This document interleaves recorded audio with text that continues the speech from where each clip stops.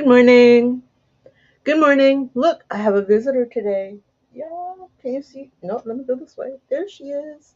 Yeah, she just wants to kind of sleep in my arms. All right. Oh, I suppose that would help. Yep. Good morning. Barb is here. Barb is in the house. Good morning. Okay. So here we are. What are we gonna do today? Oh, we're gonna do mixed media. Oh, hey, Doug. Good morning. Doug is here. Good morning, Doug. Good morning. And Doug, you have a new toy. What is it? Good morning, Diane. Good to see you. Good morning. Oh, where'd it go? Heather. Good morning. Good morning, Gail. Good morning, Cindy. Doug picked himself up a marrow machine. Congratulations. I understand those things can be a bit tricky to learn. Good luck. Have fun. Oh, wow. Sue. Sue.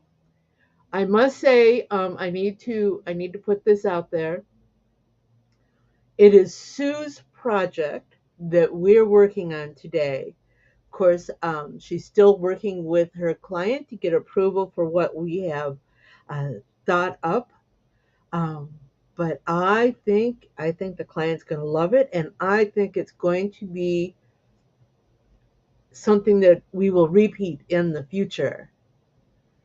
So thanks for being here, Sue.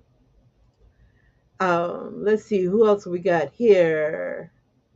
Letty, good morning, Letty. Good morning. Good morning. Gosh, this is an exciting day. So, I'm going to put this out there. You ready? You want to see it? Hold on. Let me figure out where I am. This is the graphic that Sue's customer presented for digitizing. Now, the thing is, let me get a sip of this coffee here.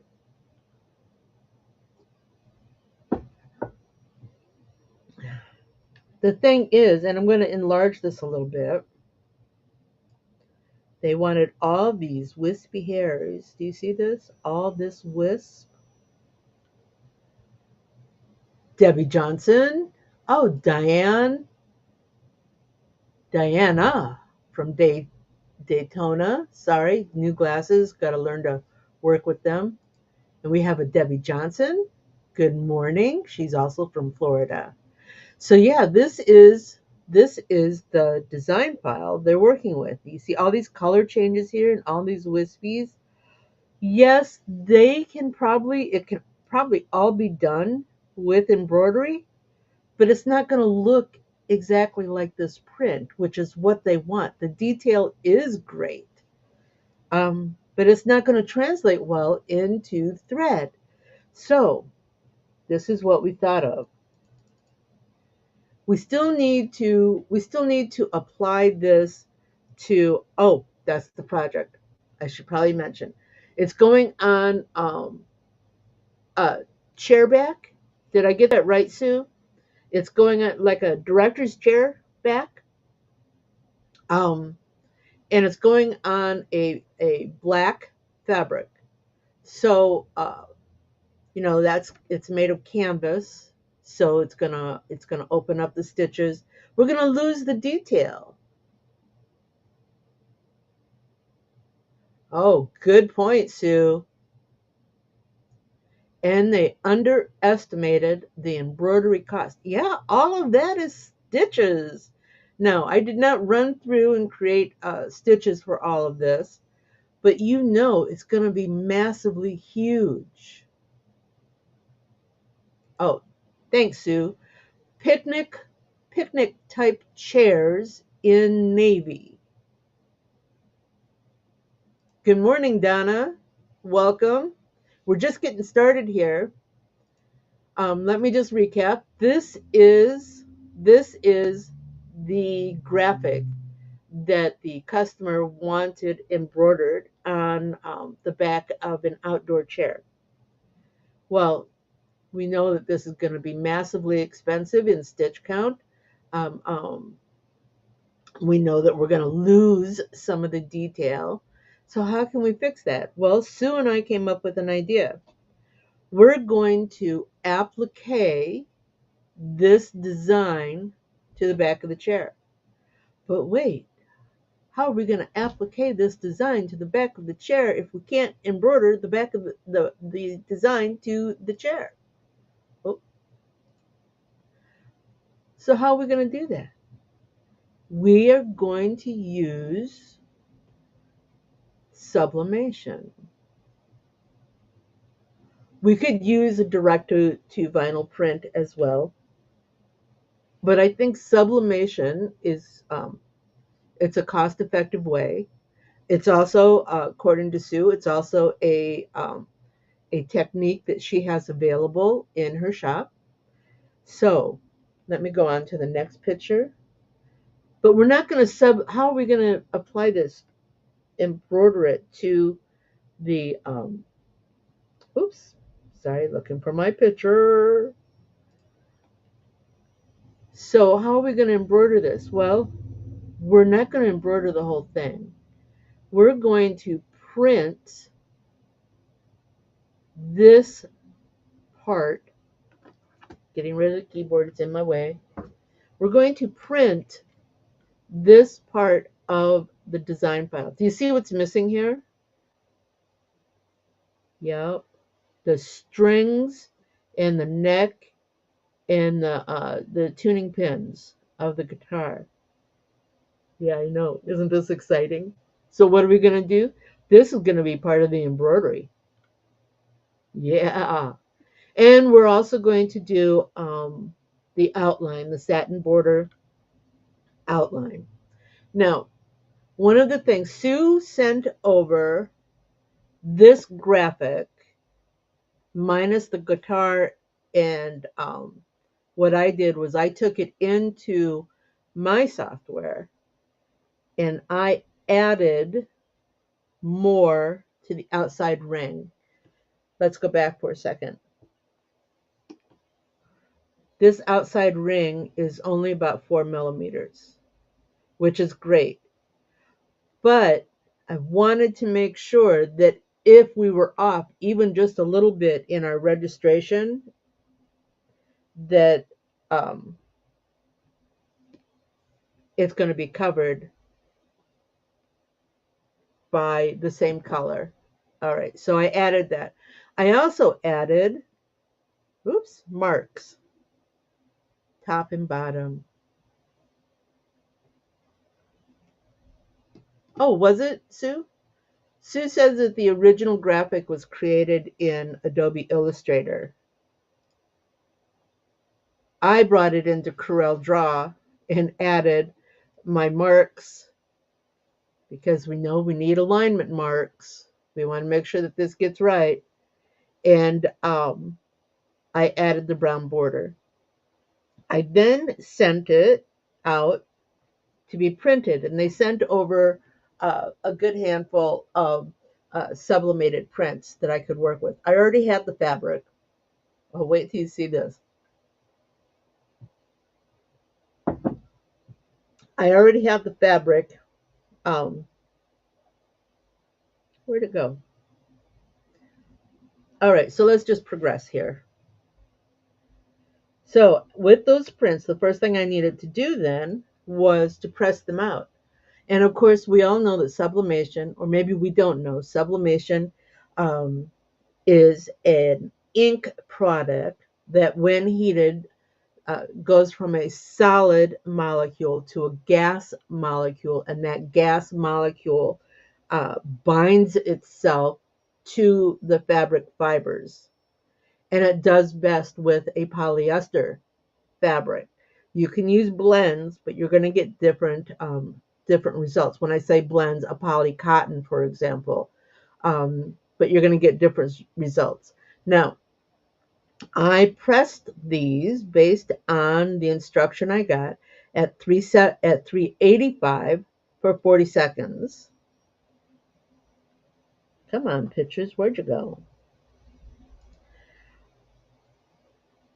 This, I believe, yeah, this I believe is the first piece. I used my lint roller to pull up any loose no-seams. That's a little bug term. No-seams, because we don't want to press in no-seams. If the no-seam is in there, it's going to absorb our gaseous state of ink and leave the space below it unprinted. So we don't like that. So we're going to use a lint roller to clean that up. Used a bit of tape to hold everything in place because if that shifts a little bit while it's pressing, you're going to get some shadowing. What do they call that? Ghosting. I've been watching a lot of videos. Ghosting. We don't want any ghosting. I also used some heat resistant tape. I also used some heat resistant tape to hold the fabric to this butcher paper in. Use the butcher paper, both top and bottom, to catch uh, any ink that might migrate out from underneath your press or underneath your file. So yeah, folded it in half, made my press, and I actually did a couple of pressings because this this first one that I did was on patch fabric that I have in stock, and it's obviously a blend, a cotton polyester blend. You see how dull that is? Yeah, I wasn't overly thrilled with that. So I pulled out some different patch fabric that I use, which I know is 100% polyester. Look how nice that is. Is that not beautiful? Very, very nice. Diana wants to know if I have a favorite fabric for um, sublimation. Diana, this is the same fabric that I use for embroidering patches. It is a 100% polyester woven fabric. Um, and it's a very tight weave, so it makes for a very nice patch, but it also takes that ink really well. Try it now.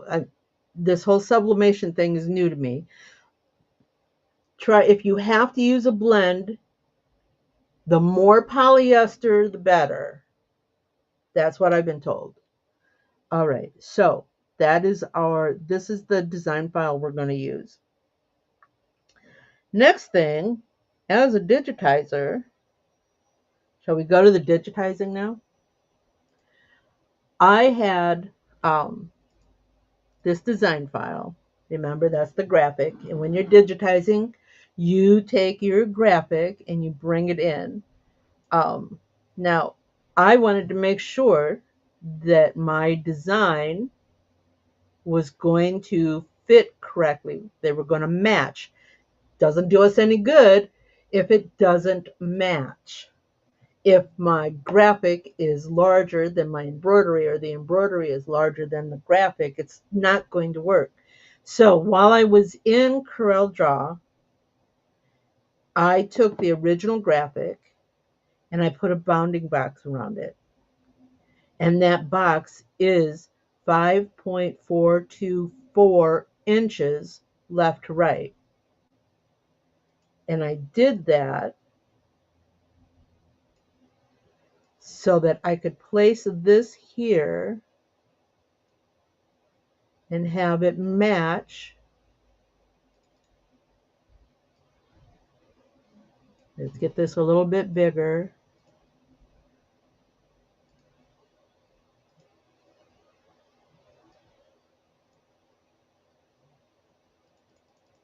I know. Do, do, do. and have it match. I know I'm not very coordinated with this whole uh, this whole thing. Sorry, I lost my words. You know that happens. So we're going to take this, and we're going to move it over just a tad, and we're going to take this. Now, what am I moving? Oh, I'm moving the image. That's not what I want to move. Do, do, do. We're going to select all of this. We're going to group it together, and then we're going to move it. Do, do, do. One thing I want you to notice, yeah, and we need to place it up. There we go. One thing I want you to notice is that, oh, good morning. Wonder Twins Creations. Enrique, good morning. We're a little narrower than we are top to bottom. And why is that? That is because polyester, virtually any actually, but polyester fabric will shrink when it's heated. You see that when you're doing embroidery for hats. Um, your thread, you're supposed to take a heat source to the thread to firm it up, to shrink it back uh, into shape in the fabric. Same thing happens with fabric. You can take and cut out two identical pieces of fabric, lay them on top of each other and cut them out. Put one under the press, leave one out, and then come back afterwards and put them together, and you will see that the polyester has shrunk. And it will shrink if your grain is laid out vertical and horizontal. It will shrink. It will pull in on the sides. All right. So in this case, I made the sides slightly narrower to accommodate for that shrinkage. Now, how did I know exactly how much it was going to shrink? I didn't. Uh, I had a total of 6. Was it 6? Yeah, it was 6 of these prints, and I used them all. Making sure, trying to size everything in.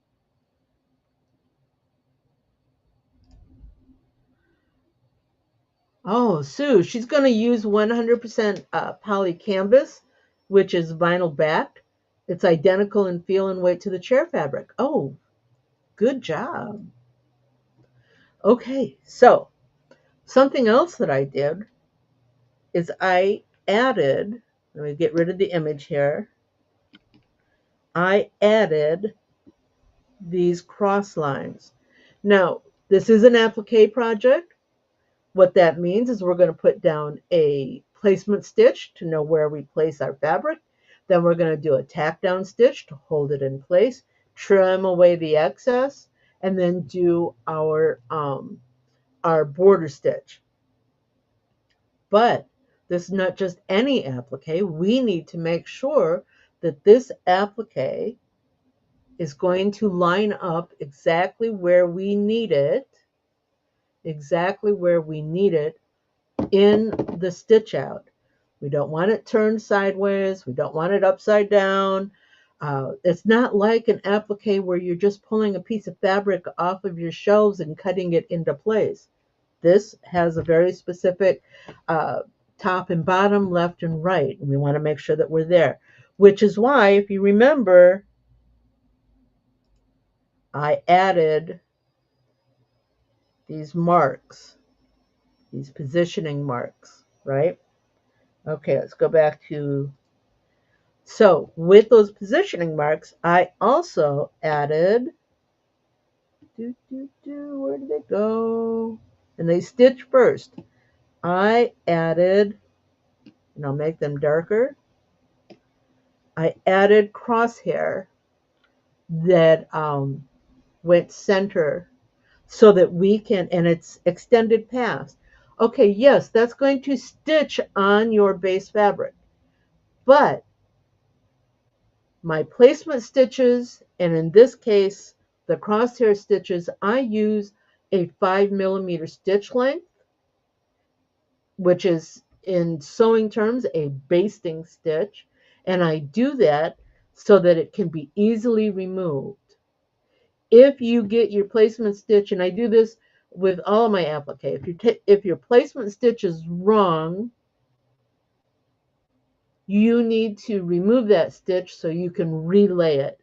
My tack down stitch is also in a 5mm stitch length because, again, if you lay your fabric in there wrong, you need to be able to remove it so that you can relay.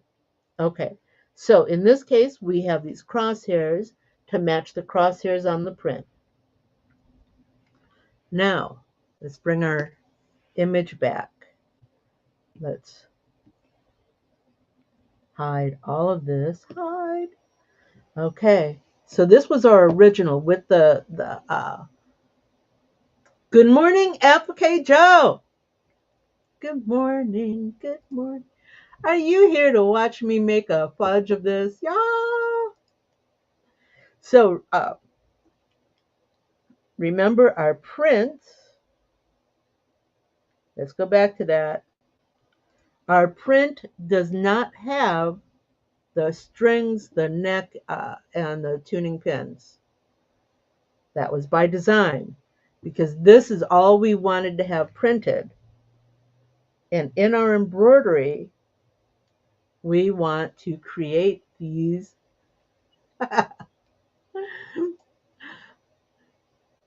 Joe says he's finally up early enough to join us. Well, it's good to see you. I'm glad you're here. Thank you. Okay, so, oh, what did Barb say? Yes, you pre-press your polyester just to take the moisture out. Also eliminates.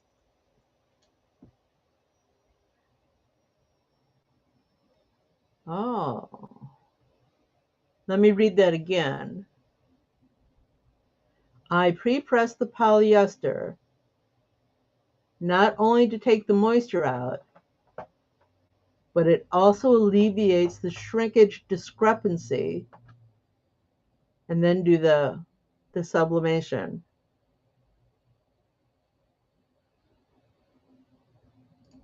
Sorry, I'm wrapping my brain around that because I did pre-press this and I still had the shrinkage. And I think, okay, I got it. I got it. I know why I had that shrinkage because I made a perfect circle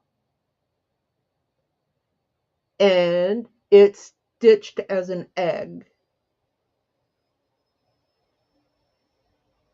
So I needed to bring it in. Needless to say, I went through several testings to get to this point. So what I did here is after we've got the applique, I did that satin border. Let's ungroup this, unhide these. I did the satin border. You see the satin border stops here because I'm going to stitch I need to stitch a white outline for the tuning pins, right? Okay. And this is a border going around the neck of the guitar, but in the image, hide this again, you can see that border, that the neck is actually on top of the border. So that's what I did here. We unhide here, We now have the brown for our neck, right? And then we digitize the strings, unhide, and this is our design file.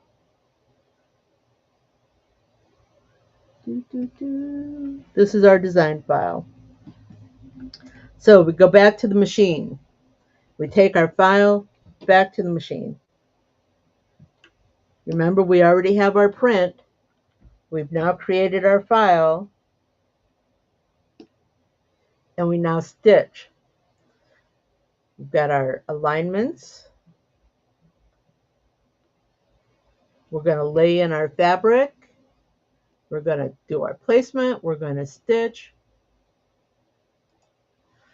Diana, yes, I still use a stabilizer for my stitch out. Okay. Oh, I still use a stabilizer for my stitch out. I use stabilizer. Some people are going to say this fabric is heavy enough, you don't need stabilizer, but I always digitize with stabilizer in mind, because if you don't have the stabilizer, then you have changes in the way your fabric is going to react. And we want to stabilize as much as possible for any of those changes. So we lay in our placement, we match up our applique to our crosshairs, we stitch our tack down, we make, and then we stitch everything. And where'd it go? That's what we have. Now, I was a little off here. That was me. Remember I said, oh, Danny, we have a new visitor. Danny from Indiana. Oh, Danny, over on the Discord channel, the Embroidery Nerds Discord channel. Welcome. So glad to see you. Okay, so I was a little off here. But remember, um, I use a basting stitch so that I can pull all of that back. Only I got lazy and didn't pull it back. So I thought, oh, I got another print. I got another print. Here, I can do another print. Well, here, this one's also a lesson learned. Yeah, this one was going perfectly. And you know what I did? Instead of using the button on my machine that pushes the hoop out so that you can trim away in your applique, I just took the hoop off the machine, trimmed it away, and put it back. And as you can see, it did not come back exactly. But the whole stitch out worked. What do you think? Mixed media. And this, if you have a graphic that has a lot of detail, like this one does, that you know is not, and this was my last test piece. I wasn't going to go back and get more. Um, and you know that they want all of this detail. And I think I left this one in the press too long. Yeah, I'm new to this whole sublimation game. Um, you can suggest a mixed media type application. It gives you all of the detail without all of the stitch count, and it gives you a means to apply it to your project. Now, the other thing that could have been done, we could have done the gold borders on the insides. We could have done the text. Gets a little trickier. The more elements that you are trying to place, the more possibility of shifting and out of alignment. So, coming back to me, hello. Um, so, what do you think? Any questions? Yeah, we're running a bit long. Sorry. Any questions? Is this helpful for anybody? And Sue, this not only was this a good topic for today, I thought it would help when you go to do it to actually see what my thinking was in the planning and the doing. Thank you, Diane. Thank you. It is a good solution. It still gives you your print, your graphic in the detail that they want, gives you a means to apply it. It increases the value of your project. It's not just uh, print. It's not just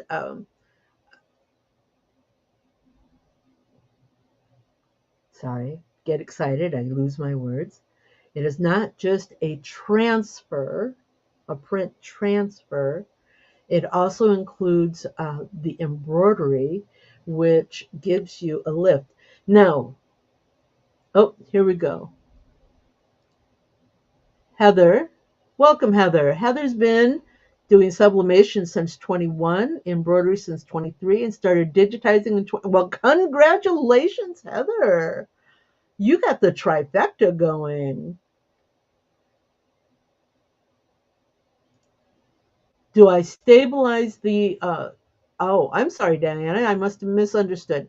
No, I don't use a stabilizer when I'm pressing on the fabric, though I had thought about putting a light, the light heat and bond on the back to not only help stabilize the fabric, but to allow you to press it afterwards so that this whole inside area is not loose. Just a thought. Sue is saying it makes perfect sense. She did something similar for the car club that wanted patches on a rayon camp shirt. Oh, rayon camp shirts, the patches would be heavy. I'm glad you found a solution for that. And you're right, Barb. It does. You've got your print, whether it's a transfer, uh, probably not a screen print because not too many people have a screen print setup in their home or in their embroidery shop. But it gives you all of your detail and gives you the raised expectations of embroidery and depth. Now, Joe out there Joe out there does something similar to this. He'll take a graphic, really, I don't know, what's the word? It's a graphic on the whole front of a shirt, and then he'll pop embroidery over it, embroidery and applique. And he does all of this with sewing thread and wash away, tear and wash stabilizer so it all comes out really soft. We've talked about that before. It's in a past video. If that tweaks your creativity, uh, funny bone, you should go back and look at it. Any other questions? This was actually fun. It took me a few days to do this because I got other things too, but I wanted to make sure this is right.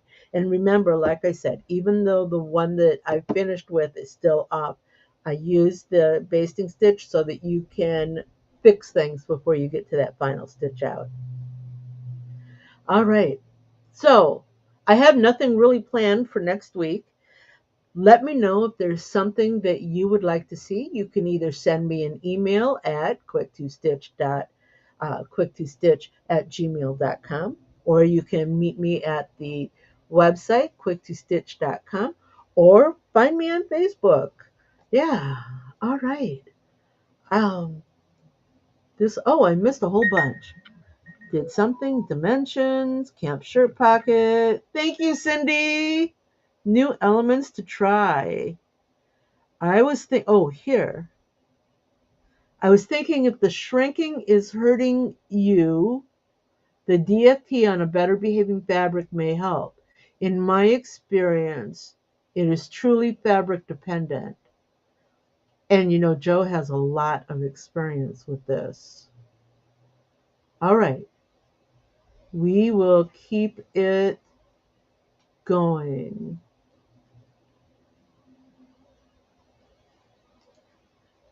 Heather, I'll have to look that up. I don't know what PF44 is, so I will look that up. Um, Lane adds a fusible buckram when pressing the sublimation, adds a little body to the patch. Weave of the twill makes a difference. Yes, it does. Yep. Sue. I did not ask her how many she was making. Wonder Twins. No, I did not. Did you? Let me pop back into the embroidery piece.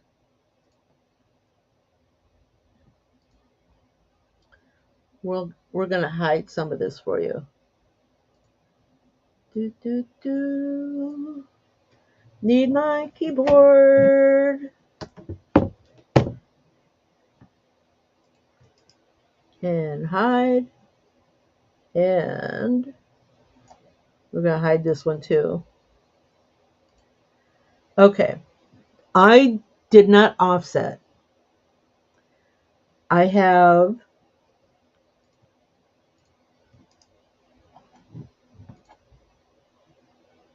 the placement stitch,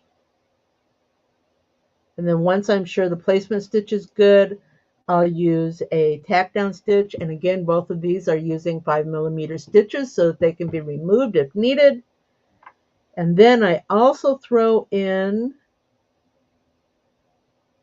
a zigzag that will be covered by the satin to, again, just hold the fabric in place after it's been trimmed. And then finish up with the border. Does that answer your question?